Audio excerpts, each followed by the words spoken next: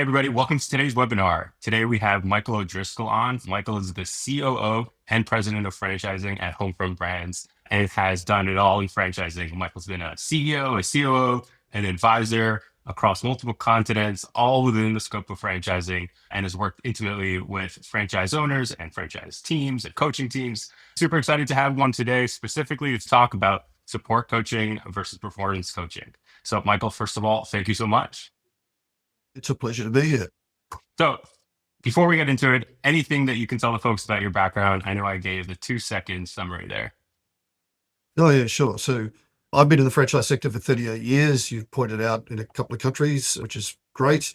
I actually got my start working for my father. My father was the founder of what became Australia's largest residential building franchise. He started that in the early 1980s, and using the franchise business model, it became actually the second largest builder in Australia in the late 1980s. So that's how long I've been around. I didn't know that. So maybe that's a good place to start, actually. What did coaching look like back then when it was a family affair? It's interesting. Back then, and certainly in Australia, there were no particular franchising laws. So it was a very entrepreneurial sector in the late 70s and early 80s. There was some requirements, but they were fairly minimal. It didn't last long. Really, what coaching was like was whatever the franchise agreement said the franchisor had to do, kind of dictated what type of coaching, and then what common sense dictated to you as well. Franchisees and the family business was a very technical franchise because it was to do with the building industry. So the coaching was very technical. There was a lot of product training, a lot of vendor training, a lot of troubleshooting because they manufactured the frames and roof trusses in a factory and shipped them to a job site to be assembled. So there was a lot of logistics involved in it as well. So all of the coaching was very technical orientated and design orientated. And coaching back then was like, okay, yeah, what's your problem? And I'll figure out how to solve it, which is still true to an extent, but it's a little bit more sophisticated these days. And, this is before computers were particularly common in offices, right? Benchmarking took a long time. And, there were a lot more in-person meetings, right? There was none of this Zoom and Google Meet and Teams stuff going on back then. I had a fax machine in my office.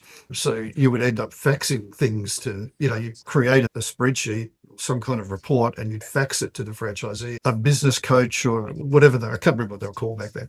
I think they were called a field manager even. They would just get on the phone and have a conversation with the franchisee. And then they'd get in the car or get in a plane and just go and spend time with the franchisee, which usually in Australia in particular involved a lot of lunches and dinners. Hmm. So that's interesting. So it was less synchronized, right? Because just less data and more of Oh, that no, pick up the very. By phone. today's standards, yeah, by But today's standards, incredibly unsophisticated. And so it was support driven in the sense that it took the franchisee reaching out to you to send you, I mean, presumably a fax, but I imagine that oftentimes a call to ask you a question about the technical things of the field or to ask about that. And it was more supporting them in that than it was about looking at data and kind of proactively coaching them through things. Is that right? And yeah, true. And a lot of the issue back then was it took a long time to assemble data. It required, we had, I can't even believe I'm saying this. We actually had a statistician on staff, right, who would assemble the data Hmm. into reports that guys could use. So you're coaching people on stuff that is latent, right? It was Hmm. months old sometimes. Royalties were collected by check. People used to mail in the check. Yeah. Well, you think about the time that Dad's business was running, it was created. Microsoft was just getting going, right? So eventually there were PCs on people's desks, right? These big bloody things, green screens and all that kind of stuff, or the green sort of little text. And eventually that impacted the finance team more than anything, right? Because and then they could keep their reporting better and financial reporting became more timely. And then the other operating KPIs were not as deeply investigated, right? Because there was just not necessarily agreement, right? That there would be business planning and and the review of the business plan, but that's a once a year thing per se, not like the almost real time reviewing that you can do now in some cases. So it was very different. I think the coach was more there for relationship and troubleshooting, and then compliance But compliance was like at the product level was you can build it like that, you can't build it like that. Right? So there was a lot of design questions and engineering questions. Again, in the family business, very technical. And franchising back then, home services was not really a thing. It was Hmm. around, but it wasn't a thing because it was all food, QSRs, retail, car dealerships, real estate, petroleum, and big ticket stuff like us. It was anything that was pretty process driven, high dollar or high transaction was going pretty well back then. Got it. So the coaches were relationship inbound questions, which it seems like there were plenty of those just because of the technical nature of the Yeah, product. yeah, yeah.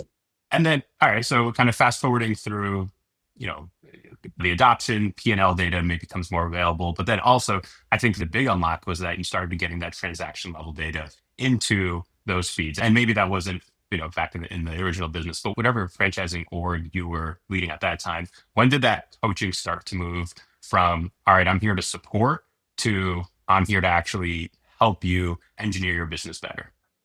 Yeah, I think it started to get better in the mid 90s, to be honest, as the technology got better to capture data. I think it's direct correlation between the ability to capture and analyze data and put more context into that data that made the conversation different. Some people might say there's no difference between support and coaching. They're kind of the same thing and possibly interchangeable. I don't accept that view. But to me, having been in the franchise sector for so long, I draw a strong distinction. Support has a very broad connotation that isn't just about the measurement of performance. Right? And at the end of the day, it is a business partnership of some form, and people need to work together, a franchise owner and a franchisor and their team, and the vendors as well. They're the three important people, plus the customer of the franchisee. But in the operation of a franchise model, those three entities need to come together well. And what makes that work well these days is the fact that there is so much data sharing and discussion about that data and making decision off that data. I recall how anecdotal some decision making was. Right? Everyone thinks this, okay, that must be true. And let's do it. And there were a lot more face to face meetings than there are today, for example, because we didn't have these things, right, to Sure. do that. So there were much more face to face meetings, like the Franchise Advisory Council at Dad's business met every month, and they fly in.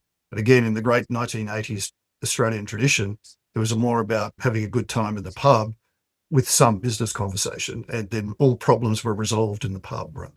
The relationship issues were resolved in the pub, whereas the technical stuff was discussed during the day. We need more designs. We need to meet consumer trends. All that was good. Now we have the subject of performance coaching, which is, I think an evolved way of describing support. And support really does fall into two buckets. It's the relationship stuff, like, hey, we've got you. Yeah, you're having a bad day or a bad trading period. Let's see what we can do to help you. Or you've got a particular issue that you need help with, or there's problems at home and we need to cut you a break on some stuff. That's all good, right? That's good support, being a good franchisor, right? Working with the person who is the franchise owner. And then at the end of the day, though, why are they there and why are you there? You're there to create wealth for yourself and help the franchise owner create wealth. That wealth is the thing that facilitates the transformation that you became a franchisor for and you became a franchise owner for. Right? It doesn't matter whether you already had money, you're doing it because either you really dig the model and you like that shared endeavor and that partnership that franchising can give you, but you're also there to create financial success, and that financial success facilitates whatever dreams and ambitions you have personally, right, that are financially related.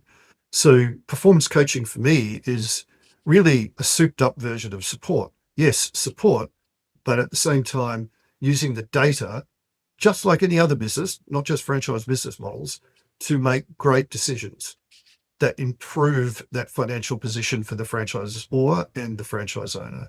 And the conversation is, yes, relational, and if you've got timely production of data and timely reporting of that data with good interpretation and potentially predictive analysis, then it gives you more time to actually work on the relationship piece, because quite often what you're discussing is what behaviors need to change in Mm, order to correct the direction of the business. That's not like flicking a button, tweaking a dial.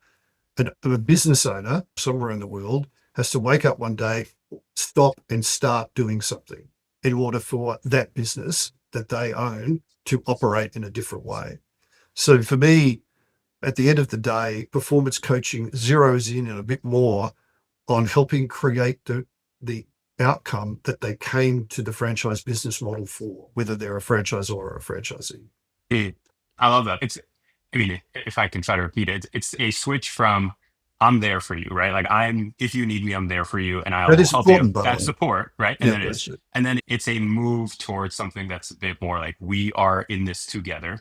We are working towards a shared financial success goal. And and there's a little bit more push there, right? There's a little bit more agency for the brand, the franchisor, Yeah. to push the franchisee to greater financial success. Well, I mean, an abridged way of saying these things is, look, if you're not growing, you're dying in a business. The status quo does not help the franchise business model when it comes to performance. A good franchise company will keep finding new franchise operators, and franchisees should always keep pursuing their dream. And that dream can shift when they realize what is possible. Maybe they achieve their first goal and they go, actually, I'm going to challenge myself some more Yeah. and I really want to step it up. And the franchisor needs to respond to that by saying, hey, great, what is it that you want to achieve now? And let's build a plan around that together. And let us both support you and measure you on your pathway to that new goal. Right? That's really important. I do think, though, like every franchise brand, as you mature, you get basically three classes of franchise owner. You get that top performer who's always hungry, always challenging himself and the franchisor to keep getting bigger and better.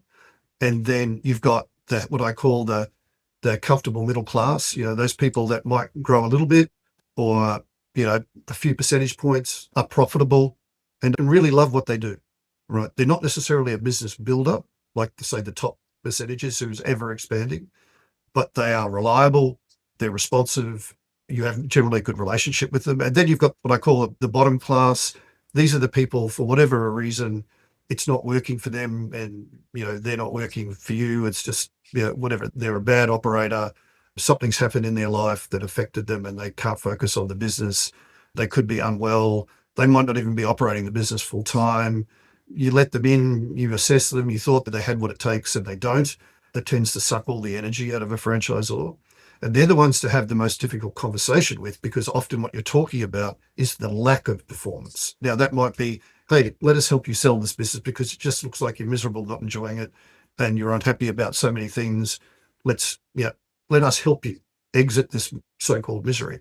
And then there are those who are just recalcitrant, right? They just simply won't take the advice, even though you serve it up to them in data form.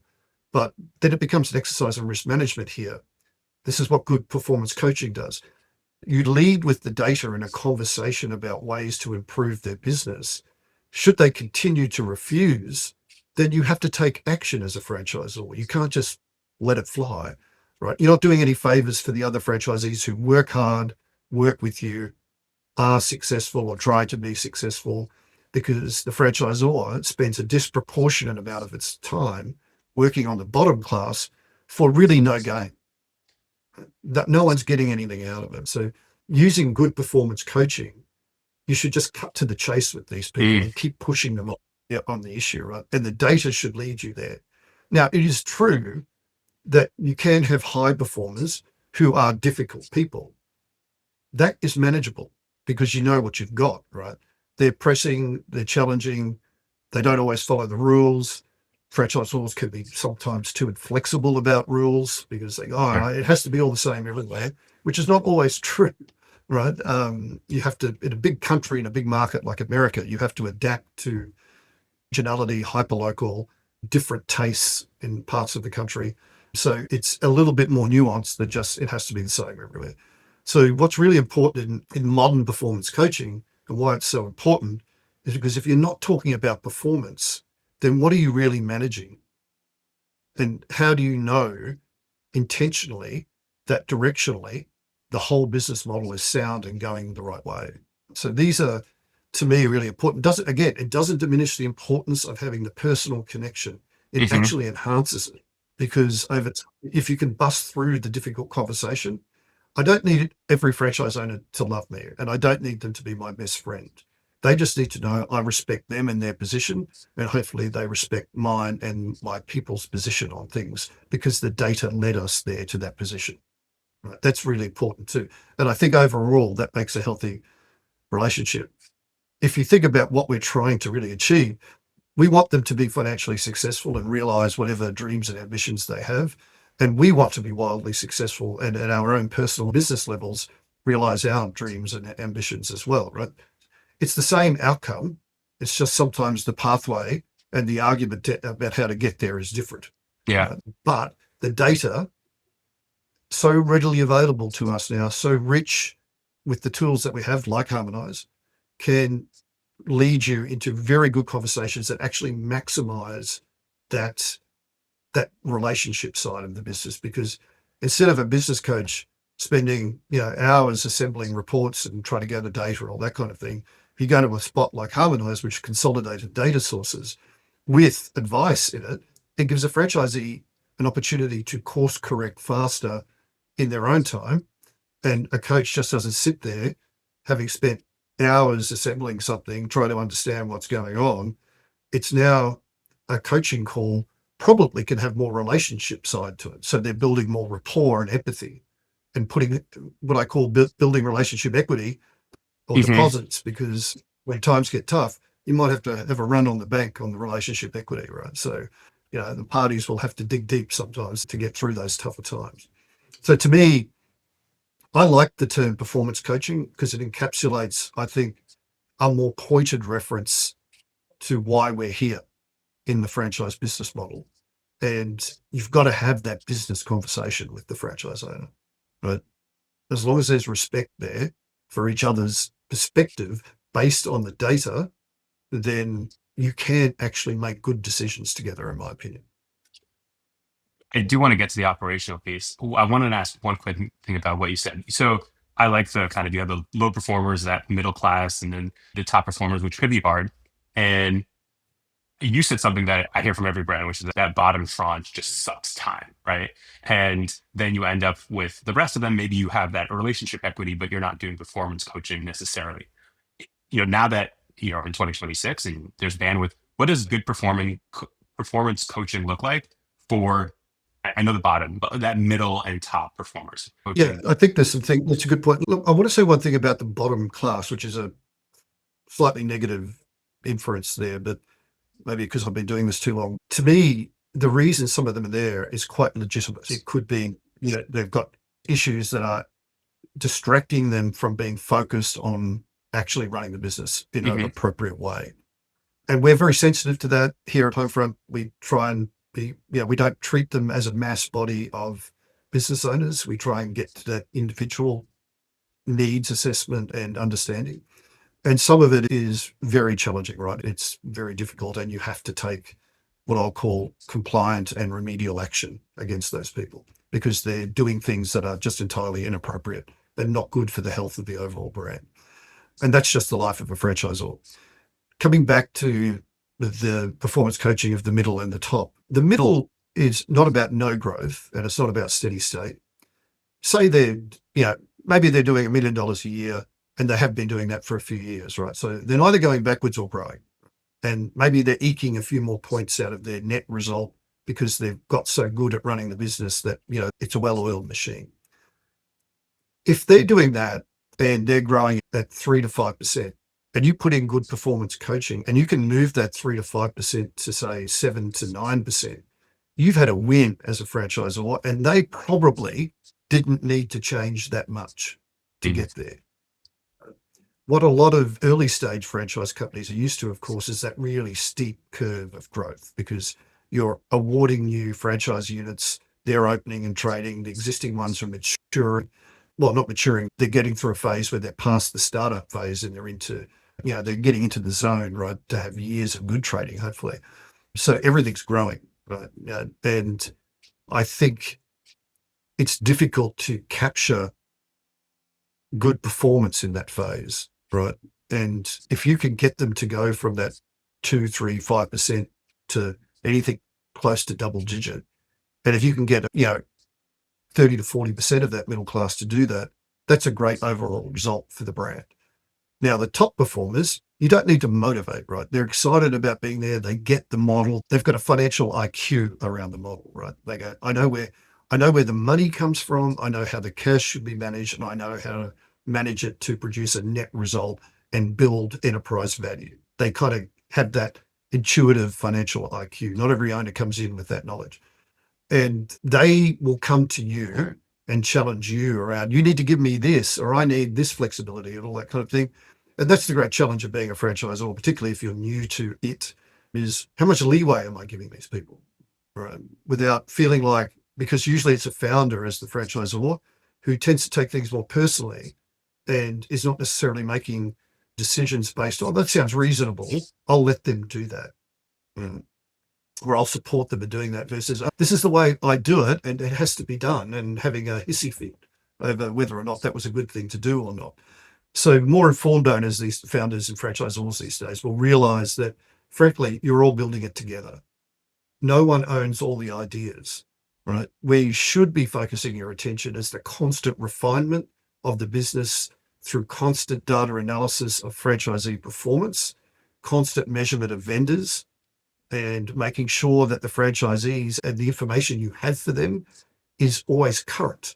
The great challenge for franchisors is, as time creeps on, in some respects, the franchisees can need you less as they get really good at running their businesses. So it's really important that the franchisor maximizes their use of data and the marketplace they operate in so that they still hold thought leadership over the operating of the model. Right? That's really important. And generally they do, that some of them just don't know how to use it because they're so hands-on doing it, and they're still probably doing clunky ways of analyzing data. They're not using AI. They can't hire the right people. Most people are still grappling, like everyone is, with how do I leverage AI the right way that is advantageous to all the stakeholders in my brand. So there's all of that. So I think that, that middle class, if you can get them to creep a little bit up, you've had a win. That top performers, I think you have to craft it for them. And there's a lot of traditional things you can do, like $1 million clubs, layering franchisees and partnering them together, celebrating them, benchmarking them, case studying them, Yep. getting them to present to the rest of the cohorts on a particular subject. But that is all of the good things that you need to do as a good franchisor. So it's about focusing them in on the right opportunities for that middle tranche, right? Yeah. And carving out the time to look at the data and be able to thoughtfully get their attention or whatever energy they do have to the right opportunities. This is where the support piece, when I say that, it's the relationship piece. Like, do you know what it is they're here for? So the middle class guy is doing $1 million, you're trying to get him to do 1.1 or 1.2. It shouldn't be that much of a stretch. Why should he care? But what I'm netting, say, just as an example, I've got $1 million revenue business and it pays me. I run all my stuff through it because it's tax efficient to do it, like every other small business owner. And I net 250. I'm living well, right? And that's fine. Good on you. Why do I need to go for 1.2? Okay, well, if we can show you it adds maybe another 50,000 to your bottom line, and we know that if you can join the dots between that personal reason they're there and what that extra 50 grand or so could give them, a little bit more in the 401k, a little bit more in the college bank, whatever. If you can find that reason and connect those dots and show that the effort is really not that much, because it's, is it much effort to go from 1 million a year to 1.2 million in a systemized business? If you apply it, and often it's a capacity issue, and whether or not they have the work ethic still. Okay, I've got to put on another work crew. Oh, I have to manage them, and I'm very comfortable managing what I've got. Or I have to buy another vehicle, or I have to, it's the only. We have a lot of conversations with franchisees. I mean, we're not questioning their attitude or their mindset. We just question capacity. And this is why performance coaching is so important, right?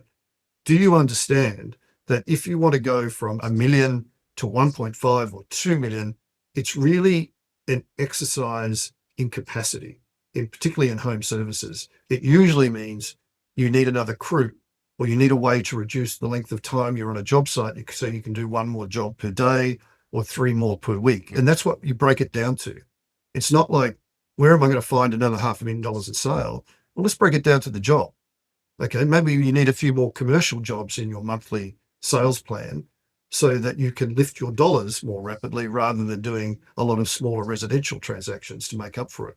Right. So it's about having that more nuanced conversation. But again, you need the data and breaking it Hmm. down to, like, what we're talking about is like 5 extra jobs a week. Do you think you could do that? And that, to do that would mean you need to hire 2 more people or get another truck or something like that, right, on the road, whatever it is. Or you need another subcontracting crew to, install more fences, whatever it is, right? Or you need to sign one new commercial client a quarter Hmm.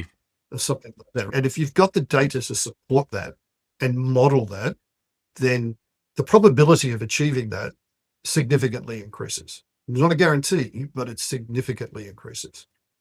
So that's actually where I wanted to go next, because you are one of the first brands to think about moving away from what you said in the 80s of vibe based, right? The idea of doing this on vibe, but I think you can do more money with this if you and kind of massing it out on a napkin. But I think you were one of the first ones to say, well, I have this abundance of data, which starts with performance, but also is important on things like their goals, what they care about, the conversations I'm having with the franchisees, and saying that all of that together is an asset, right? All of that, the context, the goal, the metrics, the realities of the system, the brand assets, all of that is a package in performance coaching. So I guess what I'm That's right. asking you is, how do you think about in 2026, where AI can churn through huge amounts of unstructured data?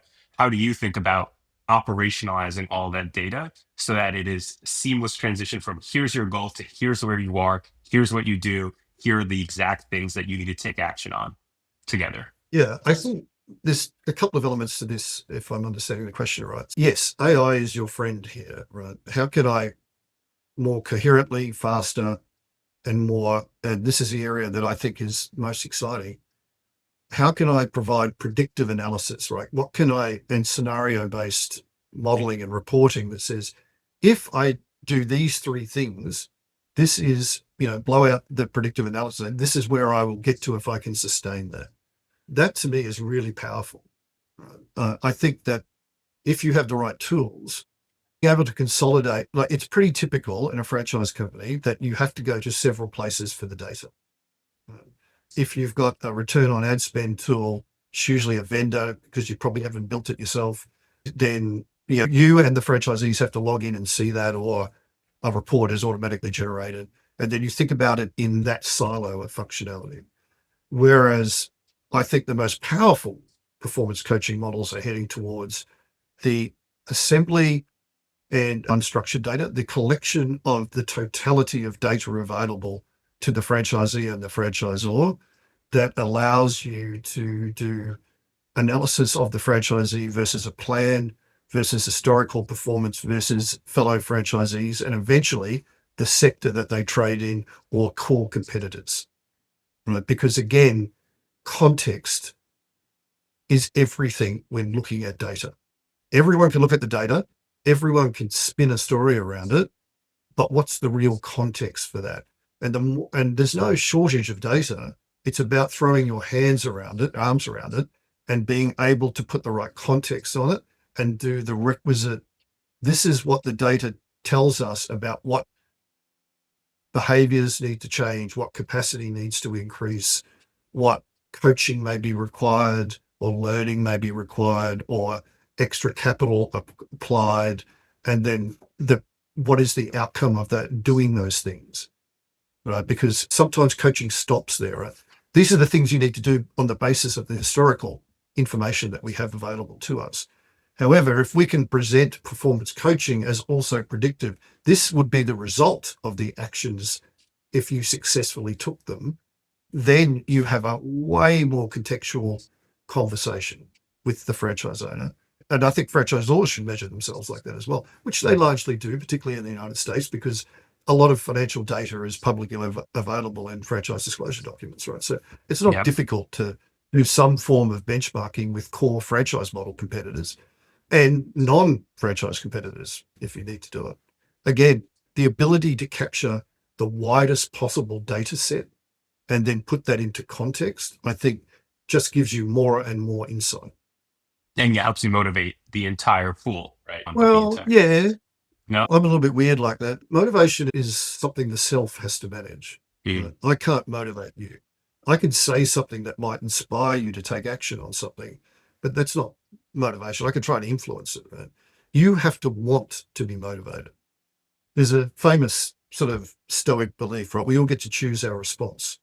And one of the things I like to talk about with franchise owners is you can take it that way when we do performance coaching, or you can choose to be open minded and follow a thought process around your own analysis to arrive at whether or not our conclusions or suggestions or our predictive analysis is actually on track, right? And what does that mean to you?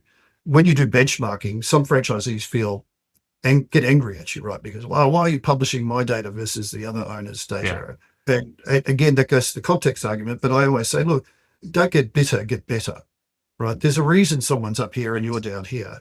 Get curious, get on the phone to them, and get on the phone to your brand president or coach and say, wait, what am I not doing? Or what do I need to stop doing? And at the root cause of that is embarrassment, right? Because here's the thing that I think really performance coaching can help with.